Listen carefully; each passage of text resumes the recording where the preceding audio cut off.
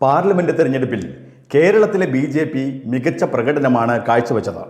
140 മണ്ഡലങ്ങളിലും ഗണ്യമായ വോട്ട് വർധനവ് ഉണ്ടാക്കിയിരിക്കുന്നു.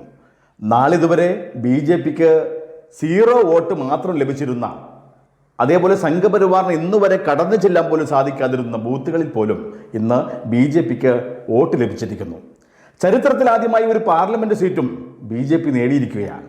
അതെ, ഇതൊക്കെ കേൾക്കാനൊക്കെ നല്ലൊരു സുഖമുണ്ട്.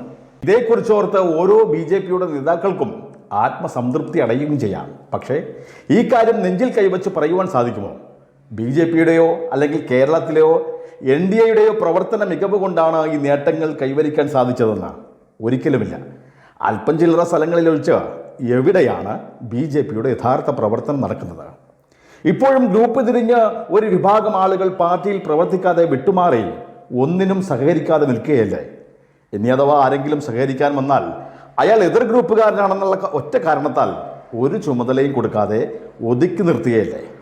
നേരത്തെ നടന്ന തിരഞ്ഞെടുപ്പുകളെ അപേക്ഷിച്ച് RSSഉം സംഘപരിവാർ പ്രസ്ഥാനങ്ങളും സമ്പർക്ക പ്രവർത്തനത്തിലല്ലാതെ മറ്റൊന്നിനും ഈ തെരഞ്ഞെടുപ്പിൽ സഹകരിച്ചിരുന്നില്ലല്ലോ. അതും നേരാവണ്ണം നടന്നിട്ടുമില്ല. 20 പാർലമെന്റ് സീറ്റിൽ എത്രയിടത്താണ് ഒരു തവണയെങ്കിലും സ്ഥാനാർത്ഥിയുടെ അഭ്യർത്ഥനയുമായി വീടുകളിലെത്തിയിട്ടുള്ളത്? വോട്ട് ചോദിച്ച ഒരാൾ പോലും ഒരിക്കൽ പോലും കടന്നു ചെല്ലാത്ത ഇടങ്ങളിലൊക്കെ അവിടേക്കാണ് ഇപ്പോൾ വോട്ട് വർധന ഉണ്ടായിട്ടുള്ളത്. അപ്പോൾ ആരുടെ കഴിവുകൊണ്ടാണ് ബി.ജെ.പിക്ക് ഇത്ര ഗണ്യമായിട്ടൊരു മുന്നേറ്റം നടത്താൻ വേണ്ടി സാധിച്ചത്? കേന്ദ്രത്തിൽ വീണ്ടും ബി.ജെ.പിയുടെ നേതൃത്വത്തിലുള്ള സർക്കാർ തന്നെ വീണ്ടും അധികാരത്തിൽ വരുമെന്ന ആ മാധ്യമങ്ങളുടെയും മറ്റുമുള്ള പ്രചരണവും പ്രതീതിയുമാണ്. കേരളത്തിലെ കാലങ്ങളായിട്ടുള്ള ആ മാറിയുള്ള LDF, UDF എന്ന മുന്നണിയോടുള്ള ആ മടുപ്പും വെറുപ്പും, പിന്നെ എല്ലാത്തരം പെൻഷൻ മുടങ്ങിയതും അക്രമവും അരാജകത്വവും അഴിമതിയും അമിതമായിട്ടുള്ള ന്യൂനപക്ഷ പ്രീണനമൊക്കെ സംസ്ഥാന സർക്കാരിനെതിരെയുള്ള ഒരു വിധിയെഴുത്തായപ്പോൾ ന്യൂനപക്ഷ വിഭാഗത്തിലെ മുസ്ലിം സമൂഹം ഒന്നടങ്കം അത് UDFന് വോട്ട് ചെയ്തപ്പോൾ ക്രിസ്ത്യൻ സമൂഹത്തിലെ ഒരു ചെറിയ ശതമാനവും കാലങ്ങളായി ഇടതുപക്ഷത്തിന് മാത്രം വോട്ട് ചെയ്തിരുന്ന അടിസ്ഥാന വർഗ ജനവിഭാഗങ്ങളും അത് ബി.ജെ.പിക്കും വോട്ട് ചെയ്യാൻ തയ്യാറായി എന്നുള്ളതാണ് സത്യം. കഴിഞ്ഞ 5 വർഷക്കാലം തൃശ്ശൂർ കേന്ദ്രീകരിച്ച് സുരേഷ് ഗോപി നടത്തിയ പ്രവർത്തനത്തിൻ്റെ പ്രതിഫലം അത് വിജയമായും വി മുരളീധരൻ ആറ്റിങ്ങലിൽ നടത്തിയതും ശക്തമായിട്ടുള്ള ത്രികോണ മത്സരത്തിനും കാരണമായി. പിന്നെ തിരുവനന്തപുരത്ത് 2ാം സ്ഥാനത്തെത്തിയത് അവിടെ കഴിഞ്ഞ തവണയും NDA 2ാം സ്ഥാനത്തായിരുന്നു. മറ്റു ജില്ലകളെ അപേക്ഷിച്ച് ബി.ജെ.പിക്ക് കൂടുതൽ പ്രവർത്തനമുള്ള ഒരു ഇടമാണ് തിരുവനന്തപുരം കോർപ്പറേഷനിലെ മുഖ്യ പ്രതിപക്ഷം ബി.ജെ.പിയും ഒരിക്കൽ MLA വിജയിപ്പിച്ചെടുത്ത നിയമമണ്ഡലവും ഈ തിരുവനന്തപുരത്ത് തന്നെ. പക്ഷേ ആരും പ്രതീക്ഷിക്കാത്ത തരത്തിൽ വലിയൊരു മുന്നേറ്റം നടത്തിയത് ആലപ്പുഴയിലെ NDA സ്ഥാനാർത്ഥിയായിരുന്ന ബി.ജെ.പി. നേതാവ് ശ്രീമതി ശോഭ സുരേന്ദ്രനായിരുന്നുവല്ലോ. ശോഭ മത്സരിക്കുന്നിടത്തെല്ലാം വോട്ട് വർധനവ് ഉണ്ടാകുമെന്നതിനാൽ ആലപ്പുഴയിലും വോട്ട് വർദ്ധിച്ചേക്കാമെങ്കിലും ഇടതുപക്ഷത്തിൻ്റെ അടിത്തറ ഇളകും തരത്തിൽ ആലപ്പുഴയിൽ ഇത്ര വലിയൊരു നേട്ടം അത് ശോഭ സുരേന്ദ്രൻ ഉണ്ടാക്കുമെന്ന് ബി.ജെ.പി. നേതൃത്വം സ്വപ്നത്തിൽ പോലും കരുതിയിട്ടില്ല. വോട്ട് വർദ്ധിപ്പിച്ചത് മാത്രമല്ലല്ലോ, 2 നിയോജക മണ്ഡലങ്ങളിൽ NDA 2ാം സ്ഥാനത്ത് ആലപ്പുഴയിൽ എത്തുകയും ചെയ്തു. ഇതൊക്കെയാണ് ഇപ്പോൾ ബി.ജെ.പിയുടെ സംസ്ഥാന അധ്യക്ഷ സ്ഥാനത്തേക്ക് ശോഭാ സുരേന്ദ്രൻ തന്നെ വരണമെന്ന് സാധാരണ പ്രവർത്തകർ ഇപ്പോൾ ആഗ്രഹിക്കുന്നത്. സത്യത്തിൽ ഇന്ന് ബി.ജെ.പിയിൽ സ്ത്രീ പുരുഷ ഭേദമന്യേ ജനങ്ങളുടെ കൂടുതൽ അംഗീകാരം നേടിയ മറ്റൊരു നേതാവുണ്ടോ എന്ന് ചോദിച്ചാൽ ഇല്ല എന്നാകും മറുപടി.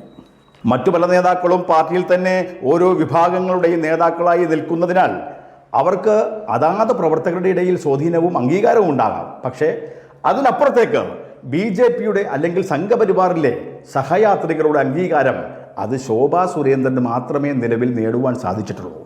പിന്നെ സുരേഷ് ഗോപി, അദ്ദേഹം ഇഷ്ടപ്പെട്ട ഒരു സിനിമാക്കാരനും അതിനേക്കാളുപരി ഒരു മനുഷ്യ സ്നേഹിയുമായതിനാൽ അങ്ങനെ കണ്ടാൽ മതി അദ്ദേഹത്തെ. കൂടാതെ സുരേഷ് ഗോപി ഒരു മുഴുവൻ സമയ രാഷ്ട്രീയ പ്രവർത്തകനുമല്ലതാനും. അതുകൊണ്ട് ബി.ജെ.പിക്ക് ഇപ്പോഴുണ്ടായ ഈ ജനകീയ മുന്നേറ്റം അത് പിടിച്ചു നിർത്താൻ കഴിയണമെങ്കിൽ പ്രവർത്തകർക്ക് ഇപ്പോഴുണ്ടായിട്ടുള്ള ആവേശം അങ്ങനെ തന്നെ നിലനിർത്തണമെങ്കിൽ ശോഭാ സുരേന്ദ്രനെ അധ്യക്ഷ സ്ഥാനത്തേക്ക് കൊണ്ടുവരിക എന്നത് അത് തന്നെയാണ് അഭികാമ്യം. നിരവധി പരീക്ഷണങ്ങൾ കേരളത്തിൽ നടത്തിക്കൊണ്ടിരിക്കുന്ന കേന്ദ്ര നേതൃത്വത്തിനും അത് തന്നെയാണ് ആഗ്രഹവും. പക്ഷേ ഇപ്പോൾ നിലവിൽ അകത്തുള്ള നേതൃത്വവും പുറത്തുള്ള നേതൃത്വവും ശോഭയ്ക്കെതിരെ ഉയർത്തുന്ന പ്രധാന ആക്ഷേപം ശോഭയ്ക്ക് പക്വതക്കുറവ് ഉണ്ടോ എന്നുള്ളതാണ്.